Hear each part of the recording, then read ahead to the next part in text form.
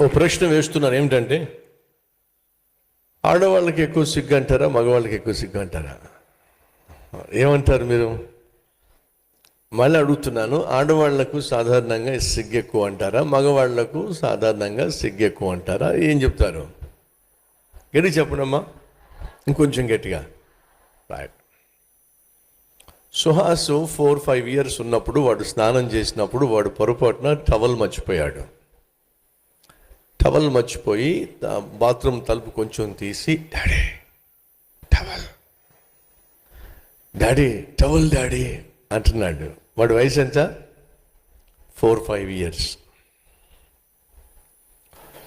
సరే నేను చెప్పాను, రారా బయటికి, టవల్ తీసుకున్నా, టవల్ ఇవ్వండి డాడీ.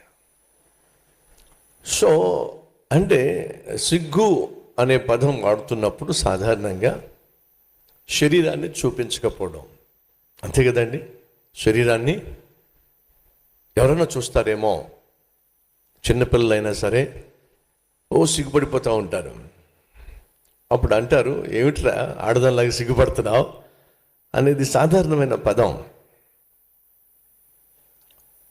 శరీరాన్ని చూపించకపోవడం అనగా శరీరాన్ని కనిపించకుండా దాచటము అనేది సిగ్గును కప్పుకోవడం. ఇప్పుడు శరీరము కనిపించకుండా కనిపిస్తుందేమో అనే సిగ్గుపడ్డం. మా సహోదరులు ఏమన్నారంటే, మగవాళ్ళకంటే ఆడవాళ్ళకి ఎక్కువ సిగ్గు ఉంటుంది అని చెప్పి అన్నారు.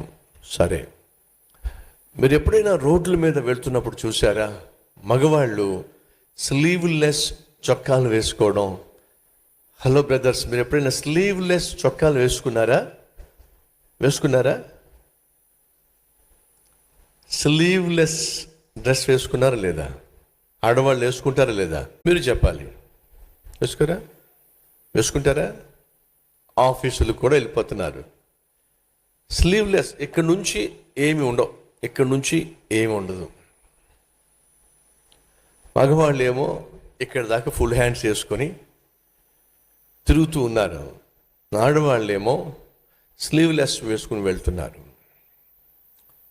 ఆఫీస్కి మగవాళ్ళు నిక్కర్లు వేసుకుని వెళ్ళడం చూసారా? ఏం బ్రదర్, మీరు ఎప్పుడు నిక్కర్లు వేసుకుని వెళ్ళిపోయారు ఆఫీస్కి? వెళ్ళారా?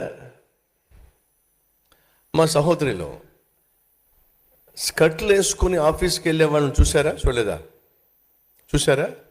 చూశారంట. మళ్ళీ సిగ్గంట. ఏమంట? సిగ్గంట. ఎవరికి ఎక్కువ సిగ్గు అని అంటే మళ్ళీ మొదలు పెడుతున్నారు వాళ్ళు. ఆడవాళ్ళకి ఎక్కువ సిగ్గంట. నేను సాధారణంగా ఇతర దేశాలకు వెళ్ళినప్పుడు కాముగా కూర్చుని ఒక పక్క చూస్తూ ఉంటాను. పైన చిన్న పీలిక, కింద చిన్న పీలిక, వెనకేమో ఒక పిల్లక. తిప్పి కొడితే ఆ పిల్లకి పైన కింద పీలిక, వెనకేమో చెప్పండి పిల్లక. పీలిక తప్ప ఇంకేం కనపడదండి ఒంటి మీద. మీరు ఎప్పుడైనా మగవాళ్ళని చూసారా? పిల్లక పీలిక చూసారు ఎప్పుడైనా? మీరు చూడరు. ప్రపంచంలో ఏ దేశానికైనా వెళ్ళండి, ఇదే ప్రశ్న వేయండి, మగవాళ్ళకి ఎక్కువ సిగ్గా లేకపోతే ఆడవాళ్ళకి ఎక్కువ సిగ్గా అని చెప్పంటే ఆడవాళ్ళకే సిగ్గు ఎక్కువ అంటారు.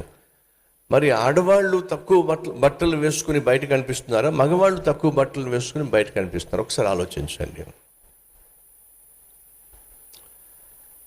నేను మాట్లాడుతుంది క్రైస్తవ సమాజంతో, క్రైస్తవ సమాజానికి సంబంధించినటువంటి సహోదరులతో మాట్లాడుతున్నాను.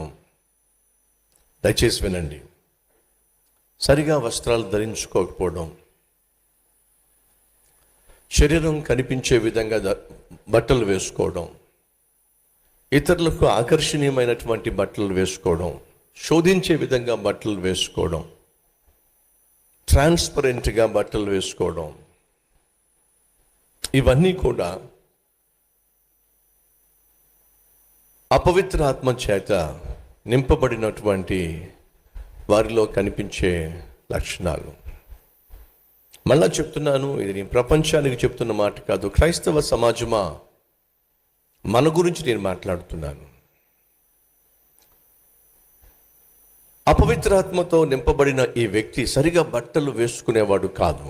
అప్పుడు మీరు అనొచ్చు, బ్రదర్ అక్కడ లేదు కదా అతను సరిగా బట్టలు వేసుకోలేదని చెప్పి అని మీరు అడగొచ్చు. కానీ ఉంది, చూద్దాం రండి. మార్కు సువార్త 5వ అధ్యాయము 15వ వచనం. జనులు జరిగినది చూడ వెళ్ళి యేసు నొద్దకు వచ్చి, సేన అను దయ్యములు పట్టినవాడు బట్టలు ధరించుకొని, ఏముంది అక్కడ? బట్టలు ధరించుకొని స్వస్థచిత్తుడై కూర్చొని ఉండుట చూచి. ఎందుకని బట్టలు ధరించుకొని అని ఇక్కడ ఉంది? అంతకుముందు చెప్పండి, ధరించేవాడు కాదు. దురాత్మ చేత అపవిత్రాత్మ చేత నిండినవాడు సరిగా బట్టలు ధరించేవాడు కాదు. మన మధ్య ఎవరైనా తాగుబోతులు ఉన్నారా? ఇప్పటికీ తాగేవాళ్ళు ఉన్నారా? తాగేటటువంటి భర్తలు ఎవరైనా ఉన్నారా? ఆ తాగేటటువంటి భార్యలు ఎవరైనా ఉన్నారా? ఊరుకోని బ్రదర్, తాగేటటువంటి భార్యలు ఏమిటి? మన కలవరి టెంపుల్లో 2 లేక 3 సార్లు గొడవ జరిగింది. అంటే మందిరం లోపల కాకపోయినా ప్రాంగణంలో గొడవ జరిగింది. వీరంగం గొడవ. ఈ 2 లేక 3 సార్లు గొడవ జరిగింది. మన సహోదరులు సహోదరులు గొడవ చేస్తున్నటువంటి వ్యక్తిని ఆపాల్సి వచ్చింది 2-3 సార్లు. మొత్తం 18 సంవత్సరాలు అటువంటి ఈ పరిచర్యలో. విచిత్రం ఏమిటంటే ఈ 2-3 సార్లు జరిగిన గొడవల్లో 2-3 సార్లు కూడా ఆడవాళ్ళే ఇన్వాల్వ్ అయి ఉన్నారు. సరే, ఆడవాళ్ళు ఇన్వాల్వ్ అయి ఉండొచ్చు. కానీ ఇంకా విచిత్రం ఏమిటంటే ఈ 2-3 సార్లు జరిగిన గొడవల్లో, 2-3 సార్లు ఆడవాళ్ళ మధ్య జరిగిన గొడవల్లో 2-3 సార్లు ఆడవాళ్ళే తాగొచ్చారు. ఇలా అంటే మీరు ఒప్పుకోరేమో కానీ నిజం. మొన్న ఒక సహోదరి వచ్చి అంటుంది, అన్న నా జీవితం పాడైపోయింది అన్న. ఎందుకని? తాగుతున్నానన్నా. ఓ సిస్టర్ వచ్చి అంటుంది, ఓ చెల్లి వచ్చి అంటుంది, తాగుతున్నానన్నా. తాగటం ఏంటమ్మా? ఎవరు నేర్పించారు నీకు? మా అమ్మే నేర్పించిందన్న. అనుకుంటున్నారా కేవలం మగవాళ్ళు మాత్రమే తాగుతున్నారని? సరే సహోదరులు, ఈరోజు మన మధ్య ఎవరైనా ఇంకా తాగే వాళ్ళు ఎవరైనా ఉన్నారా? అయితే మీకు ఒక విషయం చెప్పాలని ఆశపడుతున్నాను. తాగిన మత్తులో ఇంటికొచ్చి నువ్వు నిద్రపోతున్నప్పుడు ఏం జరుగుతుందో నీకు తెలుసా? తాగేసి వచ్చి ఇంటి దగ్గర నువ్వు మత్తులో పడి ఉన్నప్పుడు ఏం జరుగుతుందో తెలుసా? నాకేం తెలుసా అండి, తాగేసి పడి ఉన్నాను కదా. నీకు తెలియదు కాబట్టి చెప్తున్నాను. నువ్వు తాగేసి ఇంటికి వచ్చి పడిపోయిన తర్వాత నీ మీద లుంగి ఉండదు, తెలుసా నీకు? లుంగి ఊడిపోయి ఉంటుంది, లుంగి చెదిరిపోయి ఉంటుంది, అర్ధనగ్నంగా పడి ఉంటావు. బ్రదర్ ఎంత స్పష్టంగా చెప్తున్నారు, మీకెలా తెలుసు? బైబిల్లో ఉంది, చూద్దాం రండి. 9వ అధ్యాయము ఆది కాండము 9వ అధ్యాయము 21వ వచనము. పిమ్మట ద్రాక్షరసము త్రాగి మత్తుడై తన గుడారములో వస్త్రహీనునిగా ఉండెను. ఎవరి గురించి రాయబడిన తెలుసా? నోవహు. 20వ వచనము. నోవహు వ్యవసాయము చేయనారంభించి ద్రాక్ష తోట వేసింది. ఎవరండి నోవహు? ఒకప్పుడు నీతిమంతుడు, ఒకప్పుడు యథార్థవంతుడు, ఒకప్పుడు తన కుటుంబాన్ని రక్షించుకున్నవాడు, మానవ జాతికి ఆధార పురుషుడు. తాగేశాడట. తాగేసిన మత్తులో బట్టలు ఊడిపోయినాయట. ఏమర్థమవుతుంది నీకు? నువ్వు తాగేసి ఇంటికి వచ్చి బట్టలు ఊడిపోయి పడుంటే నీ కూతురు చూస్తుంది, నీ కొడుకు చూస్తున్నాడు, ఏమవుతుందో తెలుసా? చీ అంటున్నారు నిన్ను. ఇప్పుడు ఊహించావా? వయసు వచ్చిన కూతురు ఉంటుంది, వయసు వచ్చిన కొడుకు ఉంటాడు. నువ్వు తాగేసి మంచం మీదో చాప మీదో బట్టలు చెదిరిపోయి నగ్నంగా కనిపిస్తూ ఉంటే నీ కూతురు నీకు చెప్పలేదు, నీ కొడుకు నీకు చెప్పలేడు.